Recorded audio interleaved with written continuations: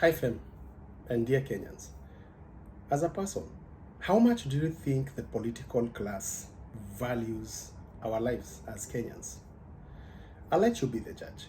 Sisi ya Kenya ya kusema tutakuwa na askari ya Somalia ama whether regional ama ni national ambayo itafanyia mambo ya vita upande wa Kenya.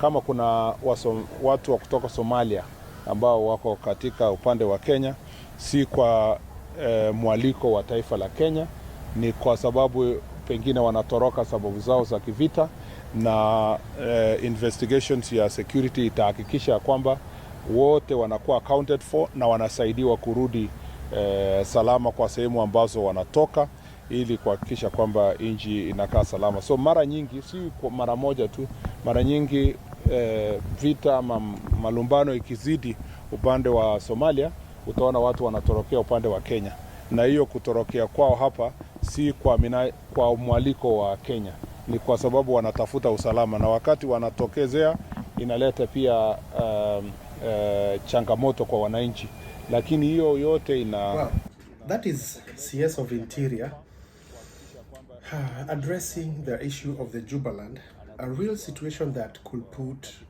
most of us in danger, that could put our country in danger. Did you see the way he's addressing the situation? With calmness. You can literally tell that they have no idea and they are not even planning to do anything. From the speech, you can tell so much if you're keen enough. The second clips is the same CS addressing Kenyans. Si mtu yoyote mwenye atakaribia police station, piga yeye risasi. Mtu yoyote. Mtu amesha kuja police station, anataka kuchukua ofisi ya serikali, anataka kuchukua bunduki, anataka kukujia maisha yako, pita na yeye. Hiyo kesi nyingine hiyo mimi ndio nitasimamia. Mtu kama huyo apigwe risasi miguu, aende hospitali, akienda kotini. Yes. Wasimuue, lakini wapige hii miguu ivunjike ndio aende kotini, aende hospitali, akienda kotini. That's both the Cabinet Secretary for Interior and Mr. President addressing Kenyans. So literally, when it comes to addressing their own people, do it with all the rogueness. Let's shoot them, let's kill them. But when we come to addressing real issues, same like whatever is happening with Jubaland, taking our land in Mandera, evacuated kids who were supposed to take their exams in a month's time, and allegedly they have killed some locals. The last time I heard about 5 in number, but we've done nothing. The president hasn't said anything about it, and you just heard what the CS Cabinet for Interior Security said. You've heard his speech. It means nothing. The Cabinet Secretary for National Security, Soipan Tuya, had said nothing. She literally have no clue of things to do with military operations or anything. Kahariri, the CDF, has said nothing. I mean, don't you have an answer already? How much is your life worth in your own country over those that come because it's all business? See, look, I tend to think that Kenya is a corporate. Kenya is a corporate business run by the political class. And the rest of us, we are barely surviving.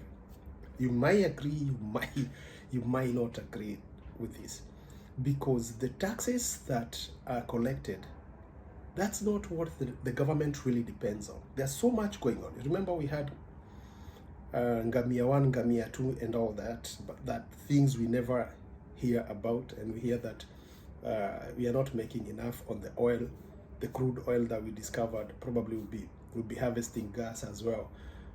You've heard about all the government institutions. You have the minerals that we actually have in our own country, but we hear nothing about that. So I tend to think that These people collecting taxes from us and overtaxing us is a means of controlling us, the people. Is to bring about control. It's the same thing the president is pushing the agenda for SHA, national health, same way he's pushing the agenda for housing, so that we can abandon our rightfully owned big chunks of land where we can do farming, have extensive families and all that. And we will be concentrated into some small ghettos, because these housing projects, literally, after some time, they'll be turned into some ghettos when there's no sufficient water flows and electricity and all that and sanitation. There will be some small ghettos. You might like it or not. The president keeps on comparing the situation with Singapore. Singapore did not become what they are, or their GDP did not become what it is today because of housing project. It's because they made the lives of people manageable. You know, people could manage and they built. They had a dream. But for our president, he has a speech. And that's why, even now, the debates that we are having are debates to create reports which will audit other reports that were created before, as I said in my previous video.